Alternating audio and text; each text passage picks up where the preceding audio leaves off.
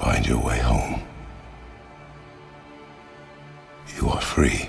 Rough-spun fabric of a faded yellow burial shroud covers the outline of her head and shoulders. A circlet and sash made of dark cordage are each adorned with fresh pink flowers. The shroud bobs faintly, carried in ash-white arms. Kratos, an older bearded man with swirling red tattoos, gently lays the shrouded body atop a stack of white-barked logs. Atreus, a pale white boy clad in leather armor, stands rigidly nearby. Kratos kneels to spark a fire. Smoke drifts up through a misty clearing in snowy woods. Kratos stands. The body catches fire. Flames of the funeral pyre quickly rise, sending tiny embers floating upward. Atreus steps forward to stand beside his father. He glances up at Kratos as their images ripple in the heat of the pyre. The embers transform into golden sparks and float up past evergreen trees, circling around. The blue of the sky darkens, giving way to starlight. The sparks turn into the shape of a feminine silhouette, facing towards the sky as she floats upward.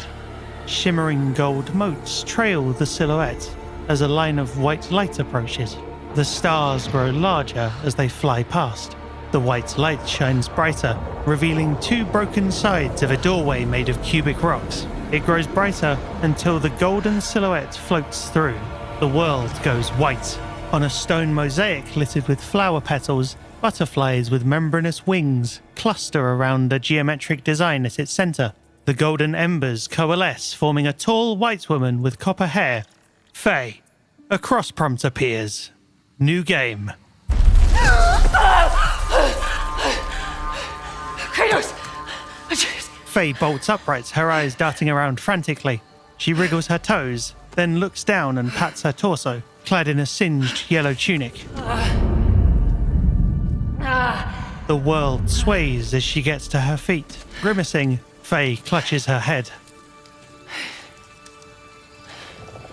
Where am I? Tall stone encloses the circular mosaic.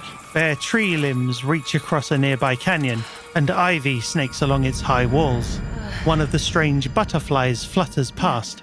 Faye sways on her feet. She looks down at her left palm to find a grey lesion puckering the skin. She picks at it, digging her fingernails into the scab.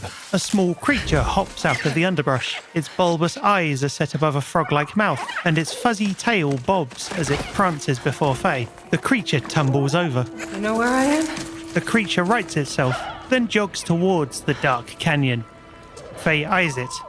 She glances up at the dim pink sky before following. A half-empty health bar appears before she jogs onward. Gameplay. Third-person platformer. Okay. Burned clothes. The pyre. It happened. They're starting on the path. It's just...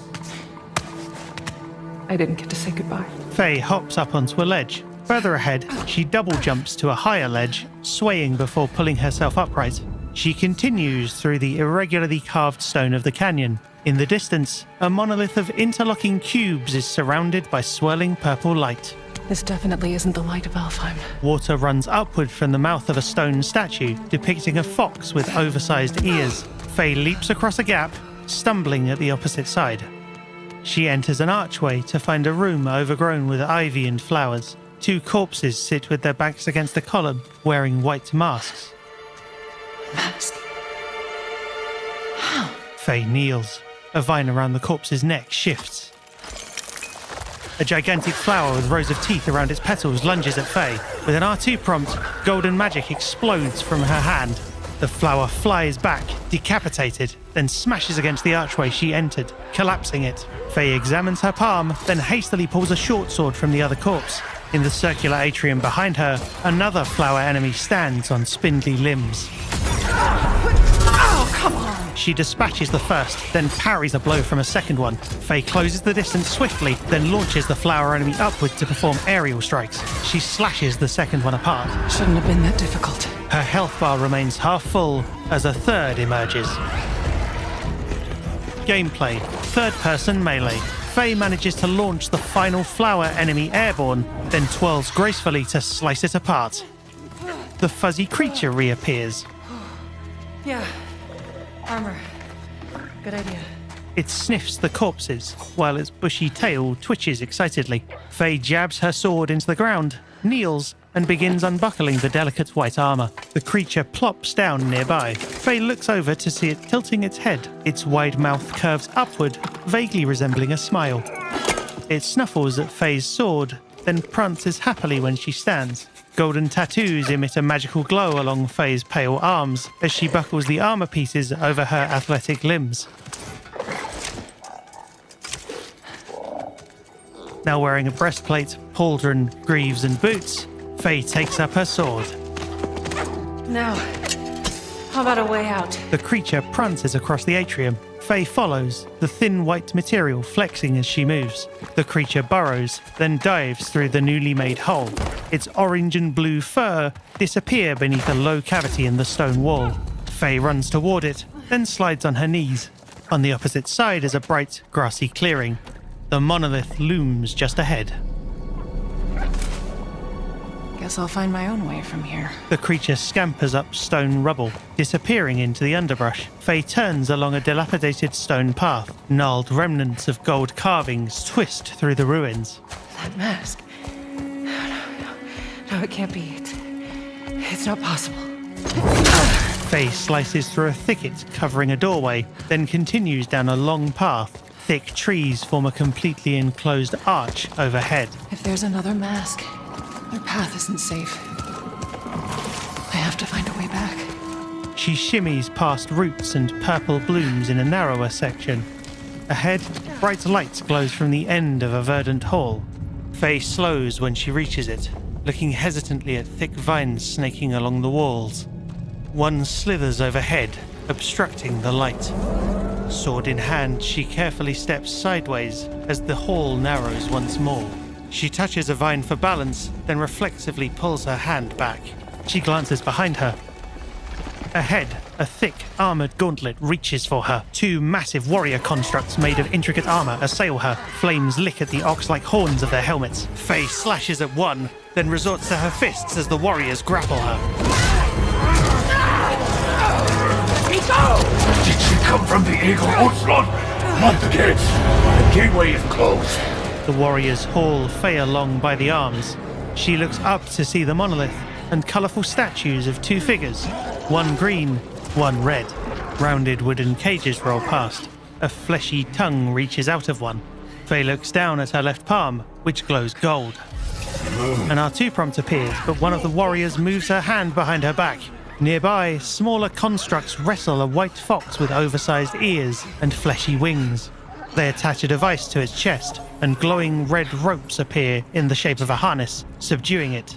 A masked figure supervises them nearby. Other constructs shovel dozens of dead, fuzzy orange creatures onto a bonfire. The two warriors shove Faye towards one of the rounded cages, where a young blue god is already trapped. Faye struggles against her captors. She points her left palm towards a magenta cask beside the bonfire. It explodes, sending armor and shrapnel skyward. The warriors maintain their grip on Faye's arms, dragging her through mud. She kicks and writhes, then is forced to her knees by the warriors. A hulking figure lands on the ground before her, then slowly straightens. A flaming mane frames his overlapping, tusked teeth, while scaled armor adorns his bare red chest. The red Mongolian god snaps out his enormous hand to grab Faye's shoulder. He leans in close, twisting her face to examine it. A third eye on his forehead glares at her. His nostrils flare. He abruptly releases Faye, then steps back to look toward a group of other warriors clad in shimmering gold. They all step aside as a lithe figure saunters forward. Her olive green robes nearly match her sea green skin, and long locks of black hair flow out from an ornate, rounded headdress. The warrior constructs all snap to attention as the green Egyptian goddess approaches her red lover. She runs her long fingernails over his brawny chest before turning her sharp eyes toward Faye. A golden cobra is fashioned over the loincloth of her armor. It shifts as she kneels. The goddess snatches Faye's left hand, examining it with snake-like yellow eyes. She stabs a thick, pointed fingernail into Faye's palm and extracts a small splinter from the wound. The goddess. Another mask. Faye's eyes dart around pensively. Flanked by her red companion, the goddess leans in. This is important to you. I wonder, do you think this could set you free? She crushes the splinter and blows its dust into Faye's face. Faye thrashes, but the red god strikes her jaw. Crimson blood spatters Faye's lip and pauldron. You touch me again, and I swear, I will kill you. The red god sneers. Would you like to see how hard it is to die here, Godly? I can show you. He punches her again. A smile flickers across Faye's face. You can't keep me here. The red god forces her gaze toward the monolith. The gateway is closed. There is no escape. He releases Faye's head, then curls his fingers into a fist. The goddess lays her hand gently over his, and he backs down. The goddess approaches Faye, who looks up with gritted, bloodied teeth. Resisting the truth will only make this more painful. She hooks a long fingernail under Faye's chin.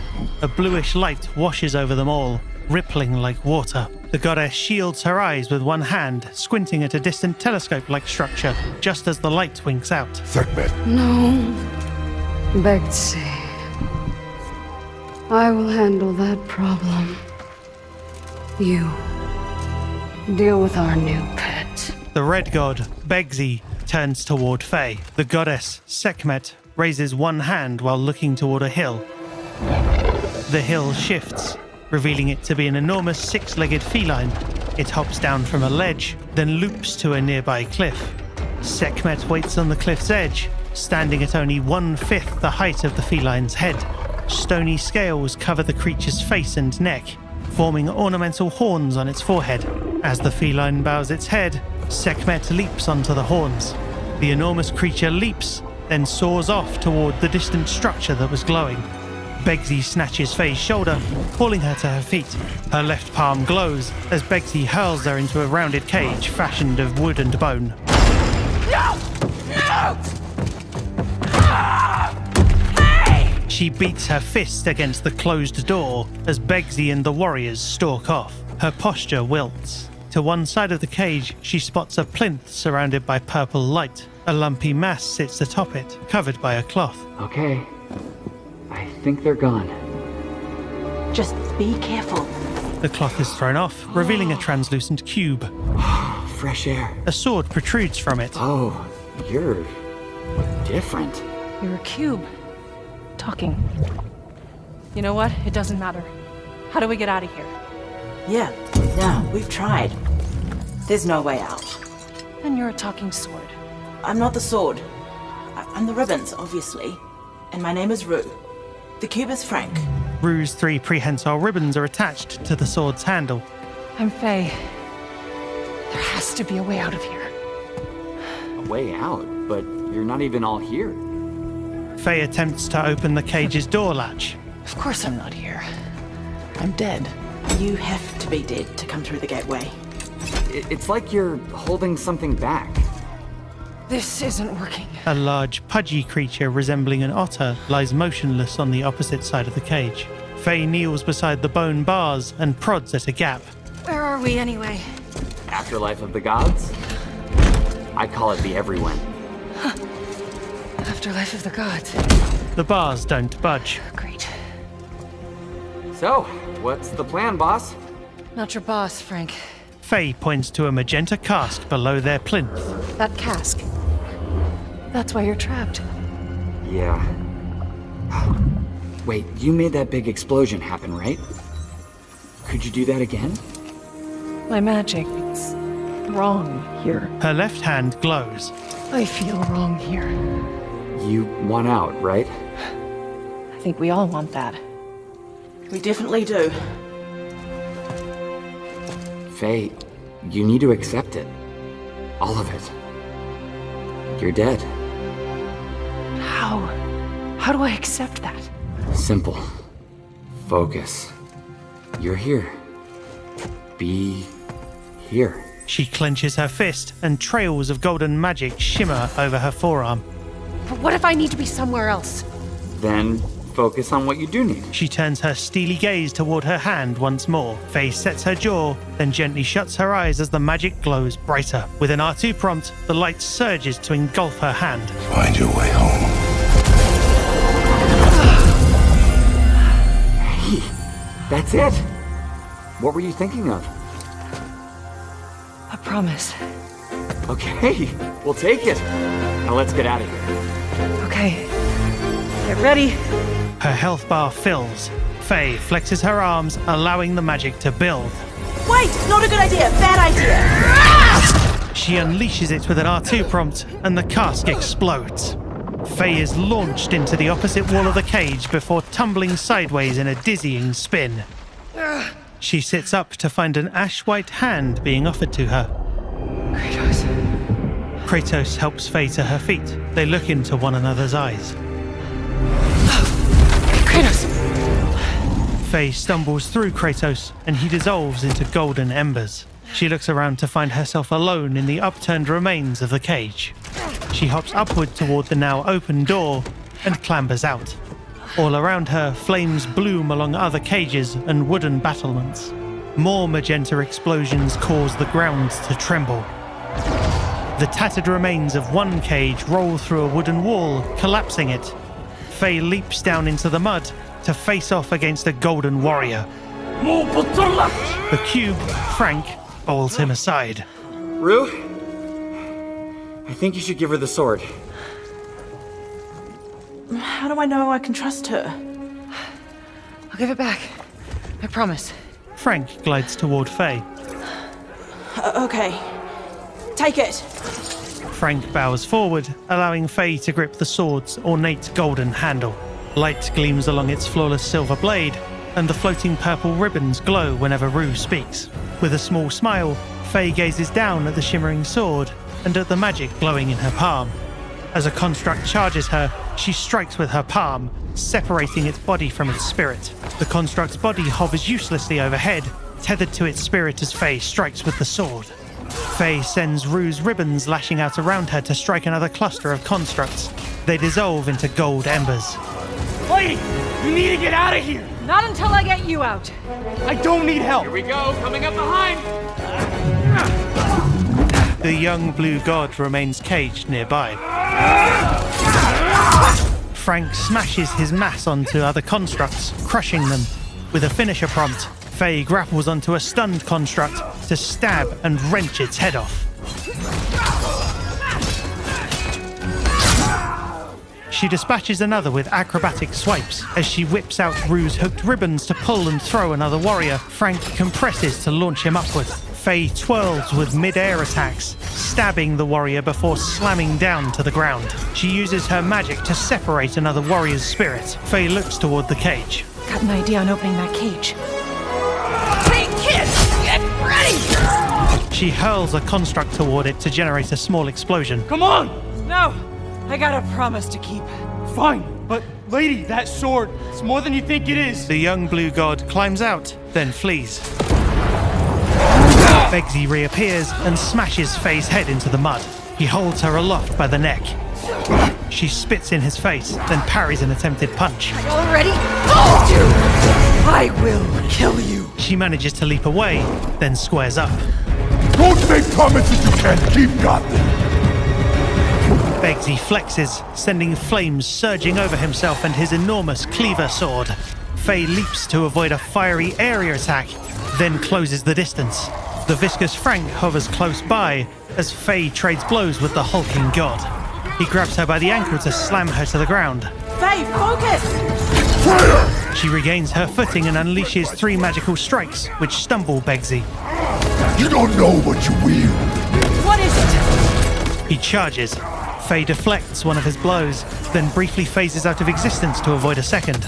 She retaliates with a whirlwind of sword slices. You're scared of this sword. Why? I fear nothing! Begtse rakes the ground with flames. Faye dodges, then whips him with Rue. Faye avoids a grab by double jumping upward. She twirls Rue's ribbons in a downward strike, then parries a direct hit with her magic.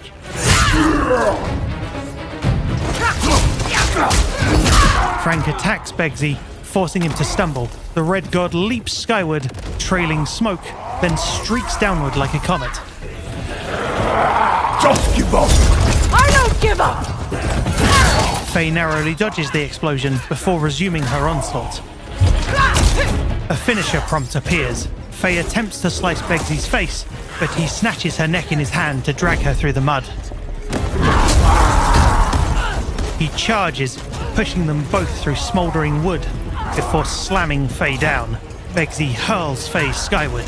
She slams into a cliff face and manages to grab a handhold. She narrowly dodges Begtse as he surges up toward her.